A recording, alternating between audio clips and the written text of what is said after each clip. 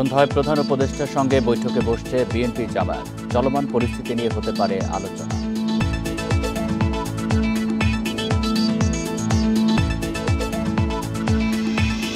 এই ঈদে জামা জুতো অ্যাক্সেসরিজের ডিসকাউন্ট।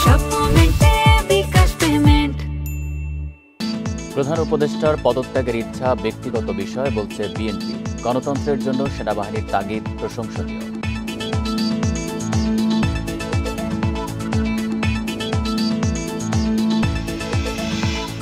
রাজধানীর যাত্রাবাড়িতে বৃক্ষমেলায় ককটেল বিস্ফোরণে আহত 4। ফুটেজ দেখে জড়িতদের শনাক্তের চেষ্টা চলছে।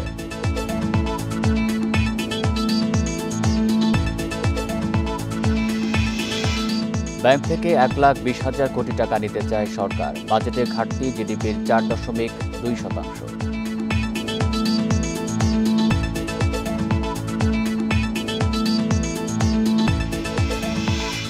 দেশে প্রতি বছর বজ্রপাতে মারা যায় প্রায় 350 মানুষ। হতাহতের বেশিরভাগই কৃষক ও জেলে।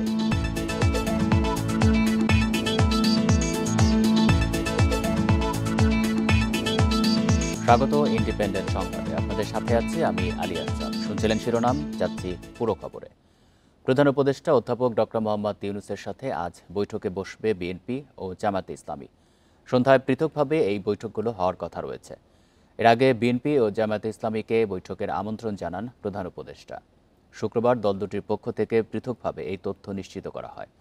জানা গেছে, বৈঠকে প্রধান উপদেষ্টার সাথে চলমান রাজনৈতিক পরিস্থিতি সহ নানা ইস্যুতে হবে আলোচনা। এর আগে গত 16 এপ্রিল প্রধান উপদেষ্টা অধ্যাপক মোহাম্মদ ইউনূসের সাথে বৈঠক করে বিএনপি মহাসচিব মির্জা ফখরুলের নেতৃত্বে 7 সদস্যের প্রতিনিধি দল। সেদিন নির্বাচন ও সংস্কার নিয়ে হয় আলোচনা। আর গত বৃহস্পতিবার দেশের বর্তমান পরিস্থিতিতে সর্বদলীয় বৈঠক ডাকার জন্য প্রধান উপদেষ্টার প্রতি আহ্বান জানিয়েছিলেন জামায়াতে ইসলামীর আমির শফিকুর রহমান।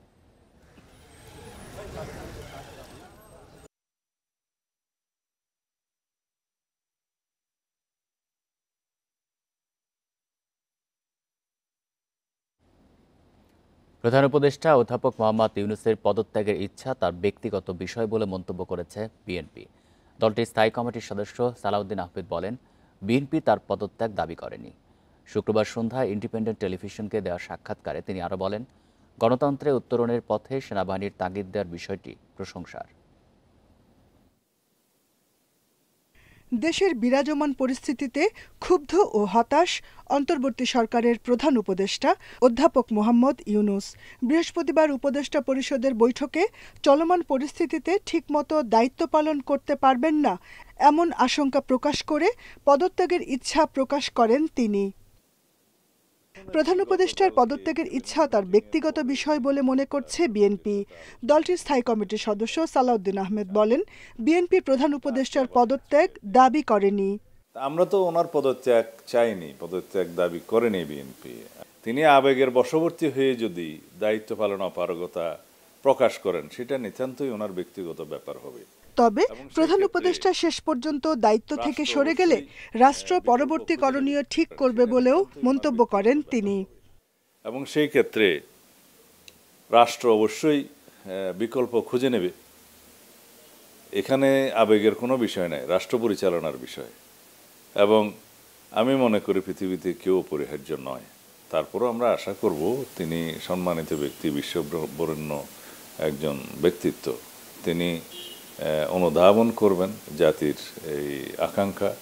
গণতন্ত্রে উত্তরণের পথে সেনাবাহিনীর তাগাদা দেওয়ার বিষয়টি প্রশংসার বলেও মন্তব্য করেন সালাউদ্দিন আহমেদ। আর বাংলাদেশের সেনাবাহিনী যদি গণতন্ত্রের উত্তরণের জন্য বারবার তাগাদা দিতে থাকে, সেটা তো প্রশংসনীয় ব্যাপার, অ্যাপ্রিসিয়েট করা উচিত। এখন তিনি বলেছেন যে ডিসেম্বরের মধ্যে একটি নির্বাচন অনুষ্ঠান হওয়া উচিত, এই শব্দটি ব্যবহার করেছেন এবং আমরা মনে করি উনি রাইটলি বলেছেন। এই বিষয় নিয়ে ওনার সমালোচনা হওয়া উচিত নয়। ডিসেম্বরের মধ্যে নির্বাচন আয়োজনে প্রধান উপদেষ্টা রোডম্যাপ ঘোষণা করবেন বলেও আশা করেন বিএনপির স্থায়ী কমিটির সদস্য সালাউদ্দিন আহমেদ। প্রত্যাশা করি সারা জাতির আকাঙ্ক্ষা। Jahanara Parvin, Independent News, Dhaka. সরকারের দায়িত্ব পালনে প্রতিবন্ধকতা আসছে বলে মন্তব্য করেছেন পরিবেশ উপদেষ্টা সৈয়দা রিজওয়ানা হাসান। দায়িত্ব পালনে ব্যর্থ হলে নিজ পদে থাকা অপ্রাসঙ্গিক বলেও মত জানান তিনি। শুক্রবার সকালে ঢাকা বিশ্ববিদ্যালয় সিনেট ভবনে এক আলোচনায় উপদেষ্টা বলেন, সরকার দায়িত্ব নেবার পর থেকেই নানা দাবিতে রাজধানীর রাস্তাঘাট বন্ধ করে নগরবাসীকে জিম্মি করা হচ্ছে। এমন পরিস্থিতিতে দেশ গঠনে সব রাজনৈতিক দলের সহায়তা চান তিনি। ৮ আগস্ট শপথ নেয়ার পর থেকে অন্তর্বর্তী সরকারের ওপর ছিল দেশবাসীর প্রত্যাশার চাপ। কোনো না কোনো দাবিতেই প্রায় প্রতিদিনই রাজধানীর সড়ক অবরোধ করে চলছে আন্দোলন বিক্ষোভ। এতে চরম ভোগান্তিতে পড়েছে রাজধানীবাসী। এর মাঝেই সংস্কার কমিশন গঠন করেছে সরকার। জুলাই অভ্যুত্থানে নিহতদের বিচার চলছে ট্রাইব্যুনালে। ডিসেম্বর থেকে আগামী বছরের জুনের মধ্যে জাতীয় নির্বাচনের ঘোষণাও দিয়েছেন প্রধান উপদেষ্টা। তবে সরকারি পেশাজীবী শিক্ষার্থী, রাজনৈতিক দলসহ বিভিন্ন গোষ্ঠীর একের পর এক আন্দোলনে বাধাগ্রস্ত হচ্ছে সরকারের কাজ, জানালেন পরিবেশ ও বন উপদেষ্টা। যত রকম দাবি আছে সব দাবি নিয়ে তারা রাস্তায় বসে যাচ্ছে, রাস্তা আটকে দিচ্ছে, একদম ঢাকা শহর অচল হয়ে পড়ছে। সেই অচল অবস্থা নিরসনে আমরা কিছু করতে পারছি কিনা, তো এইগুলো আলোচনা করে যেটা আমরা চিন্তা করলাম যে আমাদের এই দায়িত্বটা কিন্তু জাতীয় দায়িত্ব, এবং আমরা তো আগে থেকেই বলছি যে আমরা ক্ষমতা নেইনি, দায়িত্বে আছি। এই দায়িত্বটা পালন করা তখনই আমাদের পক্ষে সম্ভব হবে যখন আমরা সকলের সহযোগিতা পাবো। আমরা যদি আমাদের দায়িত্ব পালন করতে পারি তাহলেই আমাদের দায়িত্বে থাকাটা প্রাসঙ্গিক। যদি দায়িত্ব পালন করতে না পারি, আমাদের যার যার নিজস্ব অনেক কাজ আছে, তাহলে দায়িত্ব পালন করাটা আর প্রাসঙ্গিক থাকলো কিনা। ঢাকা বিশ্ববিদ্যালয়ের সিনেট ভবনে এক আলোচনা সভা শেষে পরিবেশ উপদেষ্টা সাংবাদিকদের জানান, অন্তর্বর্তীকালীন সরকারের ওপর মানুষের প্রত্যাশার চাপ বেশি। তবে প্রধান উপদেষ্টার পদত্যাগের গুঞ্জন নিয়ে স্পষ্ট কোনো জবাব দেননি রেজওয়ানা হাসান। প্রধান উপদেষ্টা যদি কোনো সিদ্ধান্ত নেন কোনো ব্যাপারে, আমি প্রথম থেকেই বলে এসেছি যে উনি একটা সময় দিয়েছেন, ডিসেম্বর থেকে জুনের মধ্যে নির্বাচন হবে। তার একদিনও এদিক সেদিক হওয়ার কোনো সুযোগ আমাদের পক্ষ থেকে নেই। কাজে এইগুলো নিয়ে অন্য ধরনের কোনো কথা বলারও কোনো সুযোগ হওয়া উচিত ছিল না, কারণ বারবারই বলা হচ্ছে যে একটা সময়সীমা দিয়ে দেওয়া হয়েছে। জুলজিক্যাল সোসাইটির এই আলোচনা সভায় অলিম্পিয়াড বিজয়ীদের মাঝে পুরস্কার বিতরণ করা হয়। Shahriar Anirban, independent News, Dhaka. বিচার, সংস্কার ও নির্বাচনে সুস্পষ্ট রোডম্যাপ ঘোষণা দিলে রাজনৈতিক অস্থিরতা কাটতে পারে, এই আশা গণসংহতি আন্দোলনের প্রধান সমন্বয়কারী জোনায়েদ সাকির। শুক্রবার সকালে জাতীয় প্রেস ক্লাবের সামনে গার্মেন্টস শ্রমিক সংহতির সমাবেশে কথা বলেন তিনি। জোনায়েদ সাকির বলেন, পরস্পর বিরোধী অবস্থানের কারণে ফ্যাসিবাদীরা সুবিধা পাবে, ঐক্য কোনোভাবেই নষ্ট হতে দেওয়া যাবে না। একই সঙ্গে উল্লেখ করেন, কোনো নির্দিষ্ট দলের পক্ষপাতিত্ব করা সরকারের কাজ নয়। গণতান্ত্রিক বাংলাদেশ বিনির্মাণে সরকারকে ন্যূনতম ঐক্য বজায় রাখতে হবে। এর আগে শ্রম সংস্কার কমিশনের সুপারিশ বাস্তবায়নের দাবি জানান বক্তারা। মাতৃত্বকালীন ছুটি 6 মাস করা সহ 10 দফা দাবি তুলে ধরা হয় সমাবেশে। আমরা যদি এই ফ্যাসিবাদ বিরোধী আন্দোলনকারী শক্তিসমূহ নিজেদের মধ্যে ঐক্য রক্ষা করতে না পারি, তাহলে পতিত ফ্যাসিস্টরা তার সুবিধা নিবে, তার দেশি বিদেশিরা সুবিধা নিবে। অন্তর্বর্তী সরকারের ত্রুটি থাকলেও জাতীয় স্বার্থে এই সরকারকে টিকে রাখতে হবে বলে মন্তব্য করেছেন জামায়াতে ইসলামীর নায়েবে আমির ডাক্তার সৈয়দ আব্দুল্লাহ মোহাম্মদ তাহের।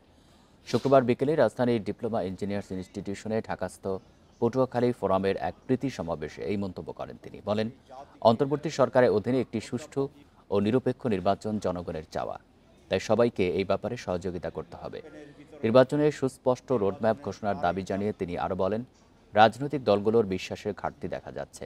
নির্বাচন ও সংস্কারের রোডম্যাপ ঘোষণা করলে সন্দেহ কেটে যাবে। এ সময় জামাত নেতা শফিকুল ইসলাম মাসুদ বলেন, প্রধান উপদেষ্টার পদত্যাগ করতে চাওয়া উদ্বেগের বিষয়। এর দায় প্রশাসনের পাশাপাশি রাজনৈতিক দলগুলোকেও নিতে হবে বলেও মন্তব্য করেন তিনি। জাতিকে অধ্যাপক ইউনূসের নেতৃত্বেই যে ইন্টারিম গভর্নমেন্ট আছে, সেই গভর্নমেন্টকে টিকে রাখতে হবে।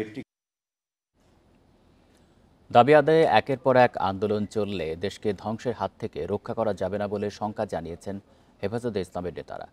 রাজনৈতিক বিষয়ে প্রধান উপদেষ্টা অধ্যাপক ইউনূসকে অভিভাবক এবং সেনাপ্রধান জেনারেল ওয়াকারুজ্জামানকে দেশের স্তম্ভ বলে উল্লেখ করেন তারা। শুক্রবার জুমার নামাজ শেষে জাতীয় মসজিদ বাইতুল মোকাররমের উত্তর গেইটে এক সমাবেশে হেফাজতে ইসলামের যুগ্ম মহাসচিব মামুনুল হক বলেন, রাজনৈতিক দলের নেতা ও ছাত্র নেতাদের মাঝে অযথা কোনো বাকবিতণ্ডার প্রয়োজন নেই। ব্যক্তিগত মান অভিমানের কারণে দেশের জনগণের স্বপ্ন যেন ফিকে না হয়, সে বিষয়ে সতর্ক থাকতে হবে। সমাবেশে নারী বিষয়ক সংস্কার কমিশন বাতিল, শাপলা ও জুলাই সহ সকল হত্যাকাণ্ডের বিচার, হেফাজত নেতাকর্মীদের বিরুদ্ধে দায়ের করা মামলা প্রত্যাহার এবং ফিলিস্তিন ও ভারতে মুসলিমদের ওপর গণহত্যা বন্ধের দাবি করেন হেফাজত নেতারা।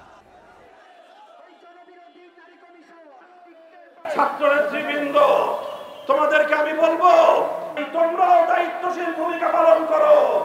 রাজনৈতিক দলগুলোর সঙ্গে অযথা বাক বিতণ্ডায় জড়ানোর কোনো প্রয়োজন নেই। চলমান এই পরিস্থিতিকে মোকাবেলা করবার উদাত্ত আহ্বান জানাই। দেশবিরোধী ষড়যন্ত্র ও ভারতীয় আধিপত্যবাদের বিরুদ্ধে 25 মে শাহবাগে সমাবেশ করবে জুলাই ঐক্য। 80টি সংগঠনের সমন্বয়ে এই প্ল্যাটফর্মটি যারা জুলাইয়ের চেতনা ধারণ করে তাদেরকে নিয়ে গঠিত। আগামী 25 মে জুলাইয়ের সব শক্তিকে একত্র করে শাহবাগে প্রতিবাদ সমাবেশ করবে তারা। দেশবিরোধী ষড়যন্ত্র সহ ভারতীয় আধিপত্যবাদের বিরুদ্ধে হবে তাদের প্রতিবাদ। শনিবার থেকে এ বিষয়ে সারা দেশে অনলাইন ও অফলাইনে প্রচার চালানো হবে বলেও ঘোষণা দিয়েছে জুলাই ঐক্য।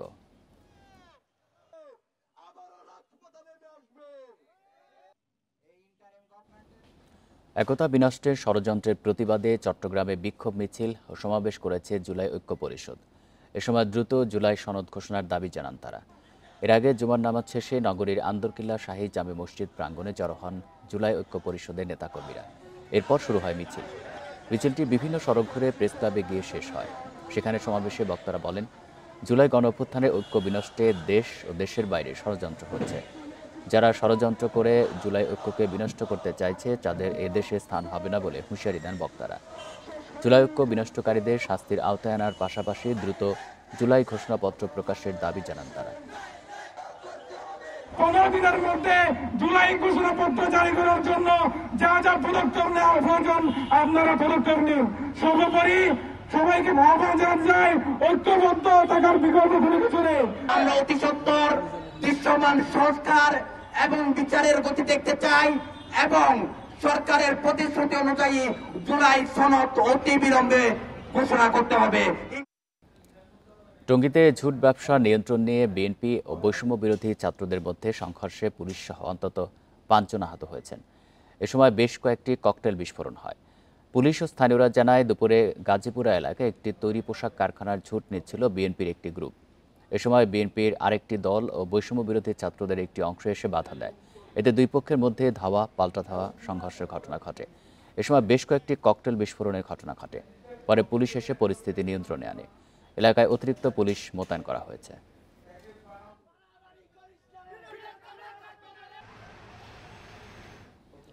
যাত্রাবাড়িতে পার্কের পাশে একটি বৃক্ষ মেলায় ককটেল বিস্ফোরণ ঘটেছে। এতে জুয়েল নামে এক নার্সারি কর্মচারী সহ কয়েকজন আহত হয়। শুক্রবার রাত 11:15টার দিকে এই ঘটনা ঘটে। বিস্ফোরণে আহতদেরকে প্রাথমিক চিকিৎসায় সুস্থ করা গেলেও জুয়েলকে ঢাকা মেডিকেলে চিকিৎসা দেওয়া হয়। জুয়েলকে হাসপাতালে নিয়ে আসা তার ভাইরা শাকিল জানান, যাত্রাবাড়ি পার্কের পাশে কয়েকদিন ধরে বৃক্ষ মেলা চলছিল। রাত 10:30টার দিকে হঠাৎ বিস্ফোরণ ঘটে। এতে জুয়েল সহ আরও বেশ কয়েকজন আহত হন। আমরা দ্রুত আহত অবস্থায় জুয়েলকে ঢাকা মেডিকেলে জরুরি বিভাগে নিয়ে আসি। বর্তমানে তার চিকিৎসা চলছে। নার্সারির মালিক জানান, বিস্ফোরণে কয়েকজন আহত হলেও জুয়েলের ক্ষতিটা বেশি হয়েছে। আর পুলিশ বলছে, ককটেলটি একটি জর্দার ডিব্বায় স্কচ টেপ দিয়ে পেঁচানো ছিল। ফ্লাইওভার থেকে অজ্ঞাতনামা ব্যক্তিরা এটি নিক্ষেপ করেছেন বলে ধারণা তাদের। অস্থিতিশীল পরিবেশ সৃষ্টি করতেই কে বা কারা এই কাজ করেছে। আমি আর কি সামনের দিকে ছিলাম, তো পেছনের দিকে বিপরীত দিকে ফিরে গাছ দেখাচ্ছি, প্রচণ্ড শব্দ হইলো। পিছনের দিকে তাকালাম, আমরা ভাবলাম হঠাৎ করে গাড়ির টায়ার কি পাংচার হয়েছে কিনা বা বাস্ট হয়েছে কিনা। তো দেখলাম প্রচুর পরিমাণে ধোঁয়া এবং বিকট শব্দে আমাদের সবার কানটা কোনো কিছুই শুনতেছিলাম না। হাতে হয়েছে এই জায়গায় আর এই জায়গায়, আর পায়ের এখানে আর এইখানে, আর যে রগের ভিতরে মানে সম্ভবত ভারত ঢুকছে হয়তো বা ওইটি বের করার চেষ্টা করতেছে। অর্থ উপদেষ্টা ডক্টর সালেউদ্দিন আহমেদ বলেছেন, আইএমএফের সাথে লেনদেন সুখকর নয়, তবে তাদের চাপিয়ে দেওয়া কিছু নেয়নি সরকার। জুলাই অভ্যুত্থানের পরবর্তী 9 মাসে অর্থনীতি অনেকটা ঘুরে দাঁড়ালেও এখনও সরকার চ্যালেঞ্জের সম্মুখীন বলেও মন্তব্য করেন তিনি। শুক্রবার সকালে রাজধানী ঢাকার রেসিডেন্সিয়াল মডেল কলেজে বাংলাদেশ ইকোনমিক্স অলিম্পিয়াড 2025 অনুষ্ঠানে তিনি এসব কথা বলেন। আওয়ামী লীগ সরকার পতনের পর অন্তর্বর্তী সরকার দায়িত্ব নেয় ঘুরে দাঁড়াতে শুরু করে দেশের অর্থনীতি, সুশাসন ফিরতে শুরু করে দেশের ব্যাংকিং খাতে, নতুন করে আশার আলো দেখেন বিনিয়োগকারীরা। তবে এখনও অনেক চ্যালেঞ্জ রয়েছে। ইকোনমিক্স অলিম্পিয়াডের অনুষ্ঠানেও সেই চ্যালেঞ্জের বিষয় উঠে এসেছে। ব্যাংকাররা জানান, ব্যাংকে নতুন প্রশাসক বসানো ভালো উদ্যোগ, তবে রাজনৈতিক অনিশ্চয়তায় আবারও সবকিছুকে ঝুঁকিতে ফেলবে আশঙ্কা তাদের। এরা যে রেটে আমাদেরকে ডলার দেয় সেই রেটটা আবার বেড়ে যাবে। সেই রেটটা বেড়ে গেলে আবার আমদানিকারকের উপরেই কিন্তু আলটিমেটলি গিয়ে তার চাপটা বাড়বে। সো এই অনিশ্চয়তার মধ্যেও আই মাস্ট সে একটা মিক্সড প্রোগ্রেস আমরা দেখছি। এ সময় সিপিডির নির্বাহী পরিচালক ফাহমিদা খাতুন বলেন, রাজনৈতিক দলগুলো ক্ষমতায় গিয়ে নিজেদের স্বার্থে নীতি নির্ধারণ করেন, যে কারণে পিছিয়ে যাচ্ছে সমাজ। আমাদের অর্থনীতির আকার বেড়েছে, মাথাপিছু আয় বেড়েছে এবং তার পাশাপাশি যে সামাজিক উন্নয়নের সূচক, আমাদের লাইফ এক্সপেক্টেন্সি, এই সব কিছুতে আমাদের বেশ কয়েকটা সূচকে আমরা খুব ভালো অগ্রগতি করতে পেরেছি। কিন্তু সেটা আবার অর্থনীতির যে উন্নতি হয়েছে তার সাথে যে সবসময় খুব সামঞ্জস্যপূর্ণভাবে হয়েছে তা না। অলিম্পিয়াডে অর্থ উপদেষ্টা বলেন, IMF এর সাথে লেনদেন সুখকর নয়, তবে তাদের চাপিয়ে দেয়া কিছু নেওয়া হয়নি। অনেকেই ট্যাক্স কমিয়ে দিতে অনুরোধ করেন, কিন্তু দেশের কথা কেউ ভাবে না। সম্পদ, দেশের সম্পদ বাইরের থেকে আপনারা দেখছেন তো, IMF ওয়ার্ল্ড ব্যাংকের কত কিছু কথাবার্তা বলে ফেলে, সেটা যদি একবার সুখকর না, সেটা সাব অপটিমাল সলিউশন। আমরা দিয়েছি সেটা হয়তো পারি না, বা ওরা যেটা করতে গেল সেটা কাটিয়ে দিতে পারি না, আমরা একটা সলিউশন আসি। অর্থনীতি অলিম্পিয়াডে অংশগ্রহণের জন্য সারা দেশ থেকে 20,000-এর বেশি শিক্ষার্থী অংশগ্রহণ করে। এদের মধ্যে বিজয়ী 5 জন আজারবাইজানের বাকুতে আন্তর্জাতিক অর্থনীতি অলিম্পিয়াডে অংশ নিবে। ইফাতারা, ইন্ডিপেন্ডেন্ট নিউজ। এবার থাকছে আসন্ন বাজেট নিয়ে বিশেষ প্রতিবেদন।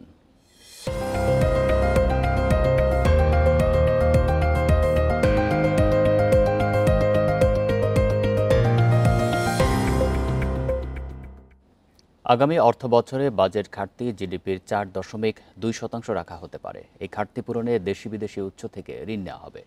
এবার ব্যাংক থেকে ঋণের লক্ষ্যমাত্রা ধরা হচ্ছে সর্বোচ্চ 1,20,000 কোটি টাকা, যা চলতি অর্থ বছরের তুলনায় কিছুটা কম। তবে অর্থনীতিবিদরা বলছেন, সরকার ব্যাংক থেকে বেশি ঋণ নিলে বিনিয়োগ ও কর্মসংস্থানে যেমন প্রভাব পড়বে, তেমনি ঝুঁকিতে পড়বে ব্যাংক খাত। প্রতি অর্থবছরে জিডিপির 5% আশেপাশে থাকে বাজেট ঘাটতি।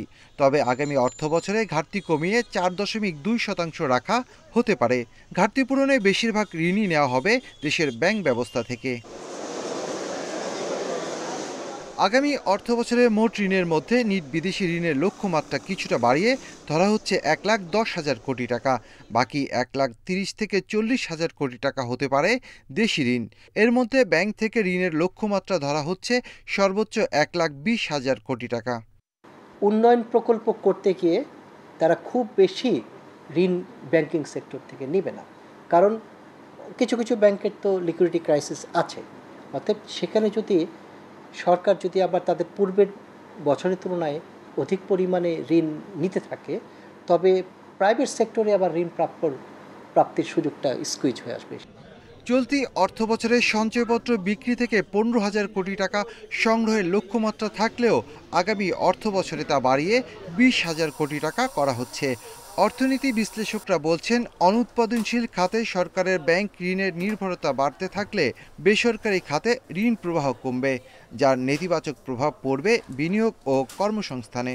সরকার যদি অতিমাত্রায় ব্যাংক থেকে ঋণ নেয়, এটা অবশ্যই ব্যক্তি খাতের বিনিয়োগকে ক্ষতিগ্রস্ত করবে এবং সরকারের ঋণ নির্ভরতা বাড়বে। সরকারের যেটা ঋণ বাবদ যে সুদ পরিশোধের, সেটা কিন্তু বাজেটে আমরা দেখছি যে প্রতি বছরই বাড়ছে। তো এটা একটা সাস্টেনেবল একটা পথ না। চলতি অর্থবছরে ব্যাংক ব্যবস্থা থেকে 1,37,500 কোটি টাকা ঋণ নেওয়ার লক্ষ্যমাত্রা থাকলেও 8 মাসে সরকার ঋণ নিয়েছে লক্ষ্যের 17%। দুর্নীতি, অনিয়ম বন্ধের পাশাপাশি পাচার হওয়া অর্থ ফিরিয়ে আনতে পারলে ব্যাংক ঋণ নির্ভরতা কমবে বলে মনে করেন বিশ্লেষকরা। ঘাটতি পূরণে ব্যাংক ব্যবস্থা থেকে সরকার বেশি ঋণ নিলে বেসরকারি খাতে ঋণ প্রবৃদ্ধির ওপর নেতিবাচক প্রভাব পড়ার আশঙ্কা রয়েছে। সুদ পরিশোধও ব্যয় করতে হবে বড় অঙ্কের অর্থ। তাই এ বিষয়ে সতর্ক থাকার পরামর্শ বিশেষজ্ঞদের। Shafil Alam Sujan, Independent News, Dhaka. মালয়েশিয়ায় কর্মী পাঠাতে অনিয়ম ও খরচ কমাতে পুরনো 101টি এজেন্সিকে দায়িত্ব না দিয়ে বিদ্যমান লাইসেন্সে যোগ্যদের সুযোগ দেওয়ার আহ্বান জানিয়েছে সিন্ডিকেট বিরোধী রিক্রুটিং এজেন্সি। আর অভিবাসন ব্যয় কমাতে সরকারি তত্ত্বাবধানে অর্থ লেনদেন ব্যবস্থাপনার পরামর্শ অভিবাসন বিশেষজ্ঞদের। এদিকে বিভিন্ন পক্ষের আপত্তির পরও বাংলাদেশের পুরনো এজেন্সিগুলো দিয়ে কর্মী নিয়োগে অনড় মালয়েশিয়া সরকার। সম্প্রতি মালয়েশিয়ার শ্রমবাজার খোলার খবরে আশাবাদী কর্মীরা। তবে এবারও সিন্ডিকেটের মাধ্যমে মালয়েশিয়া যেতে হবে কিনা এ নিয়ে শঙ্কায় তারা। সিন্ডিকেটের কারণে যেতে না পেরে সবশেষ প্রায় 50,000 কর্মীর নিঃস্ব হওয়া ও হাজার হাজার কোটি টাকার দুর্নীতির খবর এখনো পূর্ণ হয়নি। চলতি মাসে মালয়েশিয়ায় বাংলাদেশের প্রতিনিধি দলের সফর শেষে 22 ও 23 মে ঢাকায় হয়ে যাওয়া যৌথ কারিগরি কমিটির বৈঠক থেকে আনুষ্ঠানিক কোনো তথ্য না জানালেও সিন্ডিকেট থাকার আভাস মিলেছে মন্ত্রণালয়ের তথ্যে। বৃহস্পতিবার যৌথ কারিগরি কমিটির বৈঠকে মূল আলোচনা হয় মালয়েশিয়া বাংলাদেশের বিদ্যমান সমঝোতা স্মারকের জটিলতা নিরসন নিয়ে। তবে বাংলাদেশের পক্ষ থেকে একাধিকবার বলা হলেও নির্দিষ্ট কিছু সংখ্যক এজেন্সি দিয়েই কর্মী নিতে চায় মালয়েশিয়া। অভিবাসন ব্যয় বৃদ্ধি এটা বলার আর অপেক্ষা রাখে না, এবং দুবার এটা প্রমাণিত হয়েছে অলরেডি। আমরা বলেছিলাম যে বিএমইটির একটা ডাটা ব্যাংক করে এবং ওয়ার্কাররা ব্যাংকের মাধ্যমে টাকা পরিশোধ করে, এরকম একটা সিস্টেম করে এবং মালয়েশিয়াটাকে একটা পাইলট বেসিসে তারা করতে পারে। সিন্ডিকেটে মূল অসুবিধা অভিবাসন ব্যয়। গতবার এই অঙ্ক ছাড়িয়ে গিয়েছিল 5 লাখের উপর। সিন্ডিকেট রেখে এর লাগাম টানতে চাইলে লেনদেন হতে হবে সরকারি ব্যবস্থাপনায়। এই যে পেমেন্টের সিস্টেমটা, এইটা আমরা কেন অনলাইনে করতে পারছি না? একেবারে সর্বোচ্চ পর্যায় থেকে এটাকে নিয়ন্ত্রণ করা না হবে, মনিটরিংয়ের জায়গাটাকে বাধ্য করা না হবে, জবাবদিহিতাটা সৃষ্টি করা না হবে, তাহলে এই অভিবাসন ব্যয় যেমন কমবে না একটি, আরেকটা হচ্ছে যখন যাওয়ার পরে এত টাকা খরচ করে যাওয়ার পরেও সে যে কাজ পাবে সেই কাজের নিশ্চয়তাটাও সে পাবে না। আগের মতো 101টি রিক্রুটিং এজেন্সি না হয়ে এর সংখ্যা কিছুটা বাড়তে পারে বলে আভাস মিলেছে। সুলতানা জাহান মিতু, ইন্ডিপেন্ডেন্ট নিউজ, ঢাকা। দেশে প্রতি বছর বজ্রপাতে মারা যায় 3 থেকে 350 মানুষ। তবে বজ্রপাতে মৃত্যুহার কমাতে পারে সচেতনতা। আবহাওয়াবিদ ও গবেষকেরা বলছেন, বেশ কিছু সতর্কতামূলক পদক্ষেপে মৃত্যু কমানো সম্ভব অনেকাংশে। বিশ্বে বজ্রপাত প্রবণ দেশগুলোর মধ্যে একটি বাংলাদেশ। সুনামগঞ্জ, সিলেট, জামালপুর, শেরপুর, সিরাজগঞ্জ, পাবনা, টাঙ্গাইল ও রাজশাহীতে বজ্রপাতের রেকর্ড বেশি। তালিকায় আছে বগুড়াও। এবার বর্ষার আগেই নিয়মিত বৃষ্টির সঙ্গে হচ্ছে বজ্রপাতও। চলতি মাসের শুরুতেই বগুড়ার সারিয়াকান্দিতে বৃষ্টির মধ্যে বজ্রপাতে মারা গেছেন 2 ভাই। ধুনাটেও মৃত্যু হয়েছে আরও 2 জনের। এবছর জেলায় বজ্রপাতে মারা গেছে অন্তত 7 জন। তথ্য উপাত্ত থেকে দেখা যায়, বজ্রপাতে হতাহতের বেশিরভাগই কৃষক ও জেলে। আবহাওয়াবিদরা বলছেন, সতর্ক হলেই মৃত্যুর হার কমতে পারে 70 থেকে 90% পর্যন্ত। কারণ মাঠে যেখানে কাজ করে, ধানের ক্ষেতে কাজ করে, তার হাইটটাই বেশি এবং তাকে টার্গেট বেশি করে।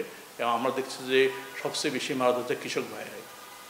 এই জন্য কৃষক ভাইদের বলবো, যখন এই ধরনের আকাশে কালো মেঘ দেখবে, যেহেতু এই মেঘটা খুব স্বল্প সময় থাকে, আধা ঘন্টা থেকে সর্বোচ্চ 1 ঘন্টার মধ্যে থাকে, এই সময় তারা মাঠে কাজ করবে না। সেখানে কাছে যে যাত্রী ছাউনি রয়েছে সেখানে যে আশ্রয় নেবে। বজ্রপাতে হতাহত কমাতে বগুড়ায় সরকারি বেসরকারি উদ্যোগে অর্ধশত বজ্রপাত নিরোধক দণ্ড বসানো হয়েছে। এছাড়া স্থানীয় সরকার মন্ত্রণালয়ের উদ্যোগে চরে এ ধরনের দণ্ড বসানোর কাজ চলছে। আমরা যে বজ্রপাত নিরোধক ডিভাইসটি স্থাপন করেছি, এটার এরিয়া হচ্ছে, যদি বসতি হয় তাহলে 1 কিলোমিটার পর্যন্ত, আর যদি খোলা মাঠে হয় তাহলে 1.5 থেকে 2 কিলোমিটার কাভারেজ দিয়ে থাকে। বিদেশি একটি প্রতিষ্ঠানের প্রতিবেদনে বলা হয়েছে, বাংলাদেশে বছরে প্রতি বর্গ কিলোমিটার এলাকায় বজ্রপাত হয় গড়ে 50টি। Hasibur Rahman, independent news, Bogura. আগামী 4 দিন ঢাকাসহ বিভিন্ন জেলায় বৃষ্টির পূর্বাভাস দিয়েছে আবহাওয়া অফিস। চট্টগ্রাম সহ দেশের 13 জেলায় বজ্রবৃষ্টির শঙ্কা রয়েছে। এসব এলাকায় দক্ষিণ পূর্ব দিক দিয়ে ঘন্টায় 45 থেকে 60 কিলোমিটার বেগে ঝোড়ো হাওয়া বয়ে যাওয়ার কথা জানিয়েছে আবহাওয়া অফিস। নদীবন্দরসমূহে জারি রয়েছে 1 নম্বর সতর্ক সংকেত। আবহাওয়া অধিদপ্তরের তথ্যানুসারে আগামী মঙ্গলবার উত্তর বঙ্গোপসাগরে লঘুচাপ সৃষ্টি হতে পারে। এই এলাকায় গভীর সঞ্চারণশীল মেঘ তৈরি হচ্ছে। এর প্রভাবে দেশের উপকূলীয় এলাকা ও সমুদ্র বন্দরে ঝোড়ো হাওয়া বয়ে যেতে পারে। দেশের 4 সমুদ্র বন্দরে জারি রয়েছে 3 নম্বর স্থানীয় সতর্ক সংকেত। কমিশন বৃদ্ধিসহ 10 দাবিতে রোববার সকাল 6টা থেকে 8 ঘন্টা পেট্রোল পাম্প বন্ধ, ডিপো থেকে তেল উত্তোলন ও পরিবহন বন্ধের ঘোষণা দিয়েছে জ্বালানি তেল পরিবেশকেরা। বাংলাদেশ পেট্রোল পাম্প ও ট্যাঙ্কলরি মালিক ঐক্য পরিষদ এই ঘোষণা দেন। বিজ্ঞপ্তিতে জানানো হয়, শনিবারের মধ্যে তেল বিক্রির কমিশন ন্যূনতম 7% করা, ট্যাঙ্কলরি চালকদের লাইসেন্স নবায়ন ও নতুন লাইসেন্স সহজসহ 10 দফা দাবি পূরণের আহ্বান জানানো হয়। দাবি পূরণ না হলে রোববার সকাল ৬টা থেকে দুপুর ২টা পর্যন্ত পেট্রোল পাম্প বন্ধ, ডিপো থেকে তেল উত্তোলন ও পরিবহন বন্ধের ঘোষণা দেন তারা। এতে সারা দেশে ৪,৫০০ পেট্রোল পাম্প, ডিপো থেকে তেল উত্তোলন ও পরিবহন বন্ধ থাকবে। দাবি পূরণ না হলে কঠোর কর্মসূচির হুঁশিয়ারি দেন তারা।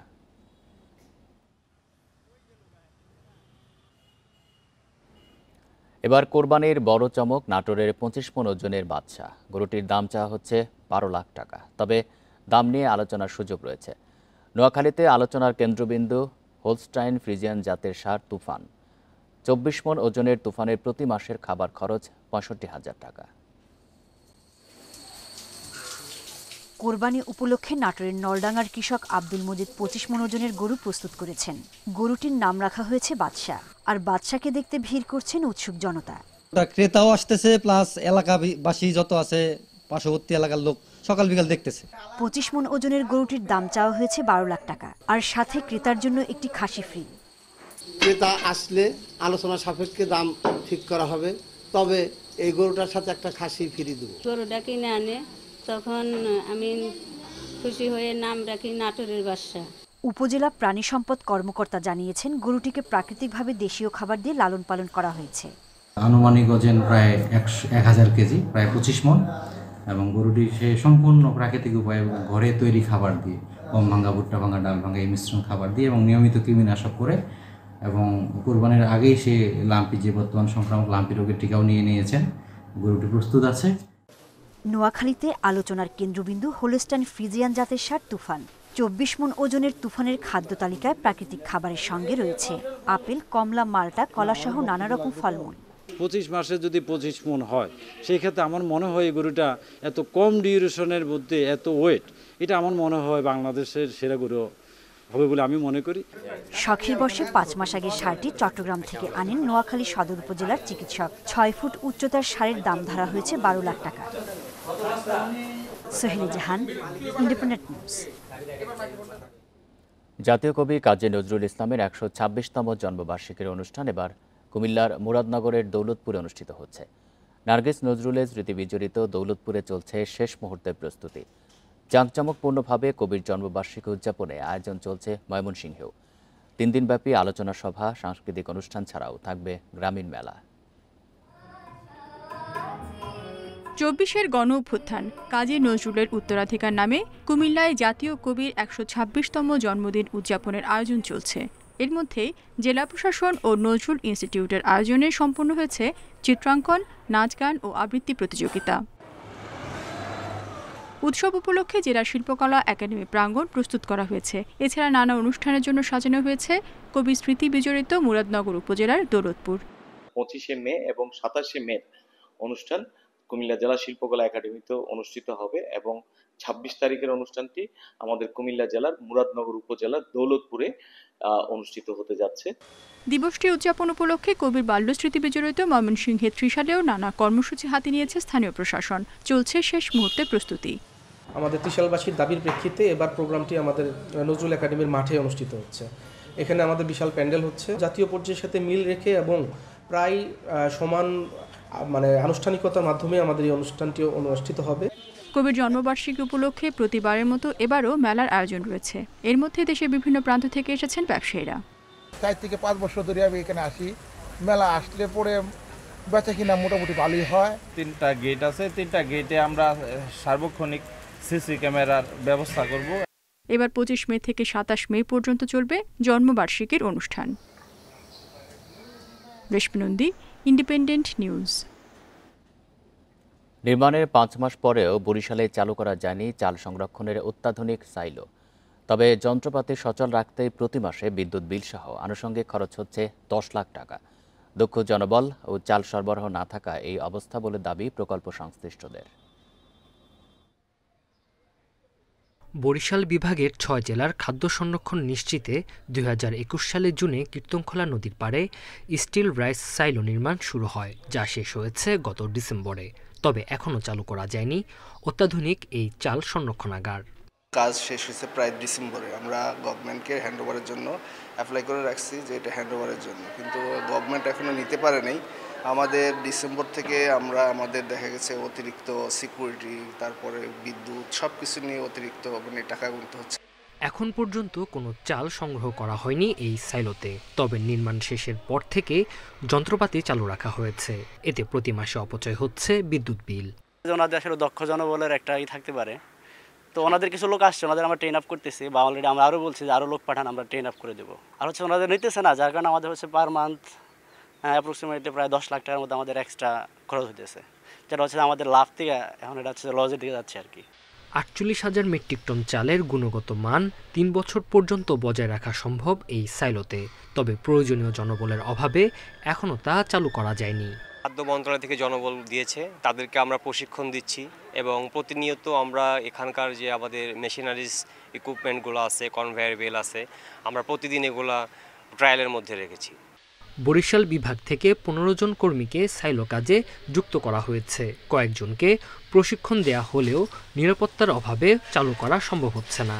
ডিজি মহোদয় যখন নির্দেশ প্রদান করবে যে মালামাল রিসিভ করার জন্য বা তারা দায়িত্বভার বুঝে নেওয়ার জন্য, যখন দায়িত্বভার বুঝে নেওয়া হবে তখন হয়তো আমরা কার্যক্রম চালু করব। 332 কোটি টাকা ব্যয়ে 5.5 একর জায়গার উপর নির্মাণ করা হয় অত্যাধুনিক এই চাল সংরক্ষণাগার। এটিকে কাজে লাগাতে দ্রুত ব্যবস্থা নেয়ার দাবি বরিশালবাসীর। Independent news.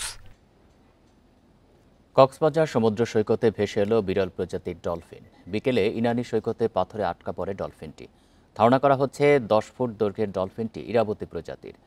কক্সবাজার দক্ষিণ বন বিভাগের ইনানির রেঞ্জ কর্মকর্তা ফিরোজ আল আমিন জানান, বিকেলে সৈকতে পাথরে ডলফিনটি আটকে পড়ে থাকতে দেখেন পর্যটকেরা। পরে বীজকর্মী সহ স্থানীয় ব্যবসায়ীরা ডলফিনটিকে উদ্ধার করে। ডলফিনের পেটে ও মাথায় আঘাতের চিহ্ন রয়েছে। পরে আহত ডলফিনটিকে প্রাথমিক চিকিৎসা দিয়ে সন্ধ্যার দিকে সাগরে ছেড়ে দেওয়া হয়। ফেব্রুয়ারি মাসেও হিমছড়ি, ইনানি ও সোনারপাড়া সৈকতে ভেসে এসেছিল 4টি মৃত ডলফিন।